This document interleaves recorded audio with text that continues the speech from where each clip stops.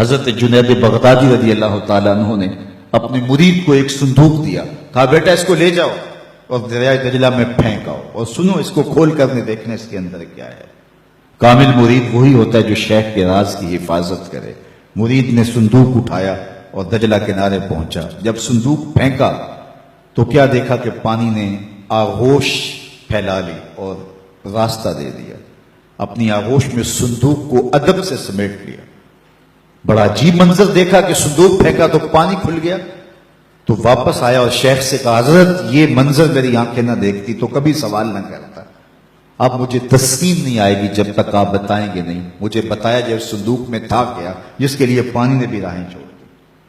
تو فرمایا بیٹا تم نے منظر ہی ایسا دیکھا ہے، اگر میں راز سے پردہ نہیں اٹھاؤں گا تو تمہیں قرار نہیں ملے گا۔ سنو، میں نے 12 سال کی محنت شاقہ سے تصوف کے اسرار و رموز پر ایک کتاب لکھی اور پھر 12 سال اس کی نوک پلک سوارتا رہا کہ اس کا کوئی جملہ شریعت کے مزاج سے متصادم نہ ہو، شریعت کے مزاج سے ہٹ کر نہ ہو۔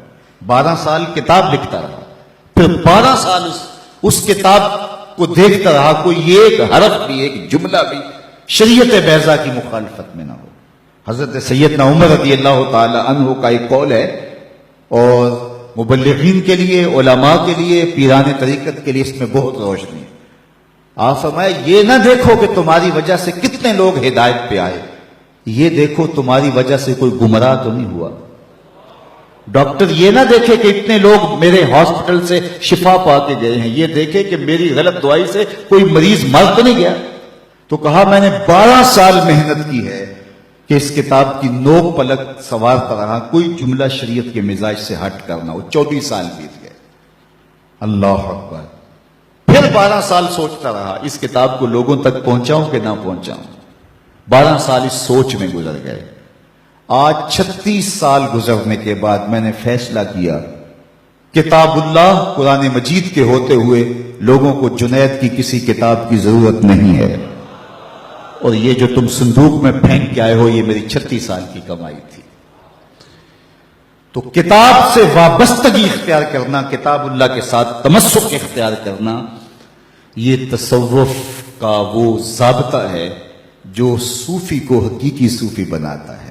کہ دوسری بات والاقتداء بسنت رسول اللہ صلی اللہ علیہ وآلہ وسلم، حضور کی سنت کی اتباع و اقتداء، یہ دوسرا کام ہے جو صوفی کے کرنے کا ہے اور جس کی طبع میں یہ چیز راسخ ہوتی ہے اور اپنے سالکین کو یہ چیز سکھاتا ہے کہ ان کی طبیعت میں حضور علیہ الصلوۃ والسلام کی سنت کو راسخ کر دے، حضور علیہ الصلوۃ والسلام کی اتباع ان کے اوپر لازم قرار اس انداز سے دے کہ ان کی نشست و برخاست حضور کی اداؤں کی مطابقت میں ہو۔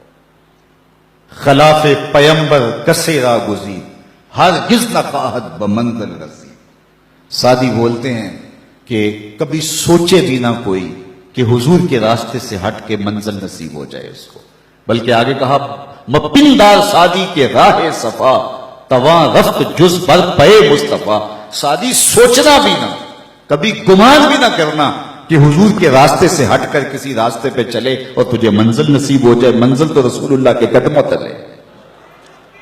تو اس لیے منزل تک پہنچنے کے لیے حضور علیہ الصلوۃ والسلام کی اتباع کرنا ہوگی، اور یہ صوفی کے مزاج میں چیز راسخ ہو تو اس کا تصوف حقیقی تصوف ہے اور وہ حقیقی رنگ کے اندر آگے بڑھا۔